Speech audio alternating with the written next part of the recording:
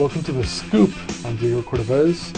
Today we've got Matt Glantz joining us, and Matt's been known to players in the poker world for a long time as one of the best mixed game players in the high-stakes mixed games, but he's focused on tournaments also the last couple of years.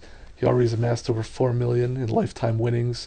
He's made the final table of the 50K event at the World Series twice, and he's going to talk about a big hand that he played at the final table this year, about cash games, transitions to no-limit tournaments, and a whole bunch of good topics today.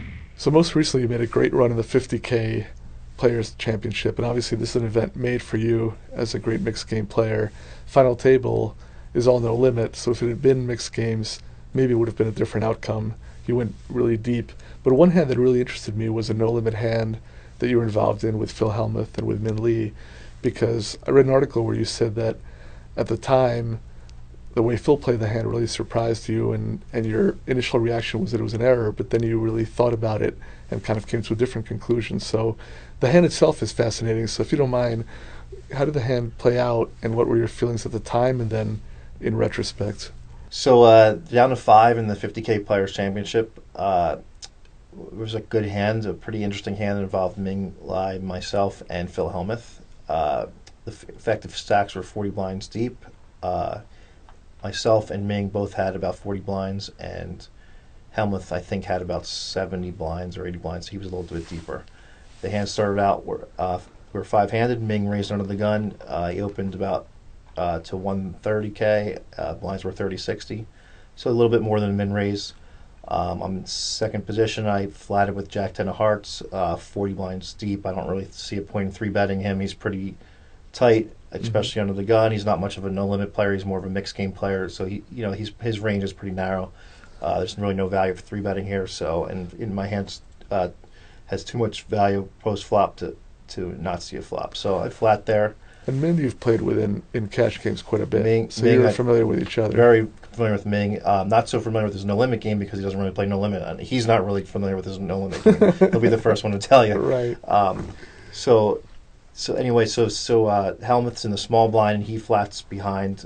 He's pretty deep, and it's a decent. Even though he's out of position, it's a decent spot where we're playing deep after the flop, and he knows Ming's range is tight, so he knows he's going to be able to outplay Ming. The same way I feel in that spot where Ming's not the strongest no-limit player. Mm-hmm. That being said, he's one of the best mixed game players in the world, so he's a big favorite to get to that final table every year. Mm-hmm. So the hand is a raise by Ming, flat by me, flat by Hellmuth in the small blind. We see a flop. The flop comes Ace-Queen-7 with the Ace-7 of hearts. So I have the Jack-10 of hearts. It's a fantastic draw for you. Combo draw for me. Pretty big hand with a lot of equity against pretty much any hand. So strangely, Hellmuth leads out about 250. So he leads out about half the size of the pot. How did you interpret that at the time, having played with him at that final table? Knowing Phil, it's usually going to be a draw or two pair plus kind of hand. So we got two player set or a draw. It's not going to be like an ace jack. He's not going to lead there with ace jack on the Ace-Queen-7 flop. He's got to figure that hand hits somebody. It's not one that you're just going to put a little bet out and take with big cards and an ace and draws of every type. So he's got to have something working. His reasoning for leading out there, in this case he had the ace. He had the Ace-7, so he flopped top and bottom, and he's figuring that if Ming raised with one of his likely hands is Ace-King, also one of his likely hands is Ace-Queen, he figures if Ming raises the flop there with Ace-King or Ace-Queen, you can figure out which one it is at the time. You can get a read off Ming and make the appropriate action. Mm-hmm. So as it was, Ming just flats. Ming has the Ace-King, and Ming just flats, which is the best play by Ming in this situation. So he actually made the right play here. So then it's a 250 call, and now the pot's got about 1.1 million in it, and I have a decision to make. Do you think Min's decision was made for the right reasons? I mean, it turned out to be the right call, given the hands, but given all the range of hands and the possible outcomes, was that the right play on his part?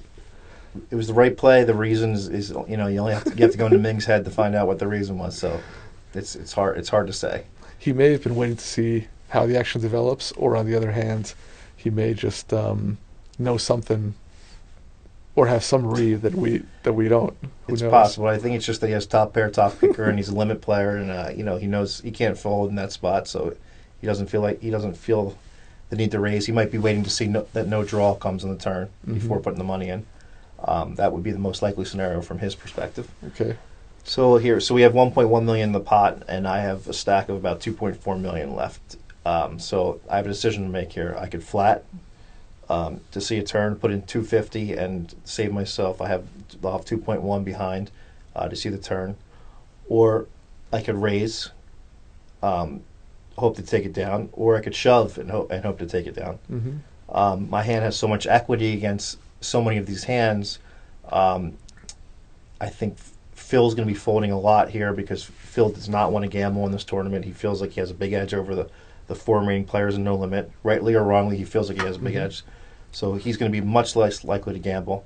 So I think my best option here is to shove. And I don't think that Ming's going to have a set here very often, or something he can call when I shove if Phil folds, because he's not going to let me or Phil see a turn if he has a big hand like that on the flop. The great thing is, even if he does have a huge hand that he's slow playing, you're not drawing dead, no matter what. For sure. So at least you have some backup. The rare occurrence that Phil would have the king queen of hearts. That would be the only hand that I would be pretty dead against, because he came ace seven of hearts with an offsuit queen. It would have to be like the worst, most brutal cooler that he's got you semi-dominated in terms of the hand and the draw and everything. But I don't even know if he would call with the king queen of hearts the way that Phil's thinking at this moment.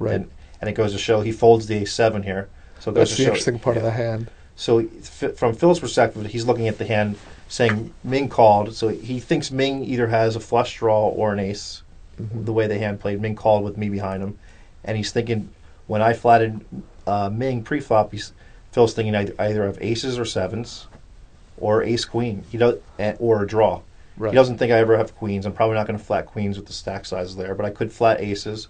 I could flat sevens pre-flop, and I could have a draw like a jack 10, like a combo draw, king jack of hearts, any of those. There's so many draws out there that it's credible for you to have a big hand that you wouldn't be slow playing if you had a big hand, because every draw in the world's out there, and there are already two people with money in the pot. So you have that going for you as far as representing a big hand. And if you have a big draw for the reasons that you cited, even if he saw that you only had a big draw, he probably doesn't want to gamble, knowing it's going to be close. That's the way Phil plays, and that's why he does so well. He doesn't want to gamble in these spots. But me knowing that, I thought the correct decision was a shove, because I know he's more likely to fold a big hand that other people won't fold there and wouldn't fold. So at the time, because Min ended up calling, correct, with his ace. So what happens? Phil folded his ace seven, then Ming went in the tank, and Ming called with his ace king, with the king of hearts in his hand, which is a pretty tough call in my opinion. Thinking back in the hand, if I was in Phil's spot, I also would have folded like Phil did. But if I was in Ming's spot, I certainly would have folded Ming's hand, because Ming had the king of hearts in his hand, which made it less likely for me to have a big combo draw. So if you don't, the only real hands I could have is queen jack of hearts or jack 10 of hearts, because I can't have the king big hearts.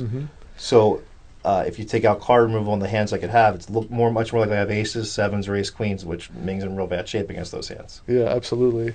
Now at the time though, Phil showed as he's prone to do, he showed his fold, or he told everyone about his fold, and at the time it surprised you, correct? Yeah, it was. I mean, here's the thing with Phil. Me and Phil have been friends for a long time.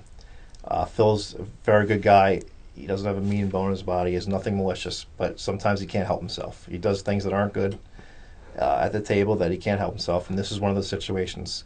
When Ming went into the tank, and Phil, before it was Ming's turn, when it was Phil's action, Phil thought for a few minutes, and when he decided to fold, he pushed this hand to the side until the dealer, don't muck this hand. I want to show these guys what a big fold I'm making. So right there, that's a big problem, because it tells Ming some of the cards that Phil might possibly have in his hand. So then, as Ming's thinking, Phil gets up and talks to Brian Rass, and we could hear everything he's saying, and he's saying, I folded ace-7, I folded ace-7. So it's really brutal for me now, because now with this information, Ming knows there's an ace out of the deck, a 7 out of the deck. It's much less likely I have those hands. Of course, much less likely that you have. It makes it a much easier call for Ming with the ace-king. So this was the scenario. It was it was very unfortunate. If I thought it was malicious, I'd be very upset. But I know Phil can't help himself. So. Of course. And the thing is, it's another luck element because it could have been the other way around. Yeah, I could have won the hand. Yeah. If you're well, no, only if you'd been in mid spot and he had your hand, it would have played out the same. In other words, it was just like another True. bad luck element that, in this case, it hurt. Yes. But I was interested in the fact that I read something that at the time, the fact that he'd folded that hand, which obviously is an extremely powerful hand, three-handed. You can deduce the situation based on the action as being the best hand, and that he folded. But you've come around to seeing his point of view on it, right? Yeah, so after he showed the hand when the hand was over, and he made this fold, and it was an incredibly big fold, especially for the spot. And my first reaction was like, wow, that's just crazy to fold there. Most people wouldn't. I mean, obviously... Really nobody would. And also, if you're leading with it, you're trying to entice action with that hand. Right. I mean, you want someone to move in with an ace-king or with some draw and where you're a big favorite. And so he let out with that intention, but then he reevaluated once things developed. Right. So my first reaction was like, wow, just by hand values, that's such a big fold. Like, that's just so crazy. Mm-hmm. But as I always do, when a great player I respect, which Phil's certainly a great no-limit player, Yeah. when they make a play that I don't quite understand or agree with, I always think about it later. Like, when I leave the table, I might jot it down on my phone, and I want to go over it later and kind of figure out the reasons. And it maybe took me 15 minutes of analyzing the situation to see, this is what, from Phil's perspective, this is what he was thinking. So he was thinking, Matt's range here is aces, sevens, ace, Mm-hmm. queen, or a big combo draw. And against those ranges, he's pretty much screwed. Mm-hmm. But he has a top and bottom pair. Against the three made hands I have, he's a huge dog, an enormous dog. He has to basically hit a seven or I guess he has to hit a seven, if I have ace queen or aces. Right. And a seven won't even be good. Only if I have ace queen, and if I have a set of sevens, he only can hit an ace. Yeah. So against those ranges, he's really screwed. And if I have the combo draw, he's only slightly better than 50-50. Mm-hmm. So I think it's a great fold in that spot versus the ranges I could have. He can't deduce any tighter than I could possibly have aces, sevens, ace queen, or a big combo draw. And he knows I'm never bluffing. There's no kind of random, like I have two fives and I just decide to try to win the pot. That's not going to be possible in that spot. He knows that. So from the equity standpoint, he made the correct fold. So I really respect him and looked at it later and really came to the conclusion that it's a great fold. Was this? It's a heartbreaker. Even though the best hand held up, it's a heartbreaker that you got your money in with a lot of equity. If you win the hand now, five-handed, you're either the chip leader, almost a chip leader. Right. You've been playing these mixed game tournaments the last couple of years with great results, and in cash games, mixed game has been where you've made your name. Was it a big deal for you to try to win this particular tournament and to win the 50K tournament, put your name out there in this? I mean, how emotional was it just to come that close and then have this one big hand? I don't get too emotional in poker too often, so that's not really the case for me. But I definitely would have loved to win this event. This is the second time I made the final table of the 50K mixed game championship. So the first time I came in fourth, this time in fifth. So it's kind of frustrating. I also like to win a bracelet. Haven't won a bracelet yet. I have a second, third, fourth, fifth, 2 fifths, and a sixth. So I'm close a lot. So it's frustrating. But certainly, if I was going to win a bracelet, it would definitely be the one I would want to win is the 50K.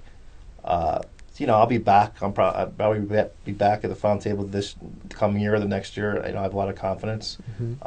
And I'll try to even play better than the following years and keep improving. But yeah, that's a really fun event. It's a very high esteemed event among all the pros. Everybody would love to win that one. Thanks for joining us on The Scoop. And it was very interesting talking to Matt Glantz about the final table of 50K and a big hand he played there. But we're going to talk about no-limit tournaments, how he's really focused on those and achieved good results, and about mixed game cash games. And we're going to have him back for part 2 next time.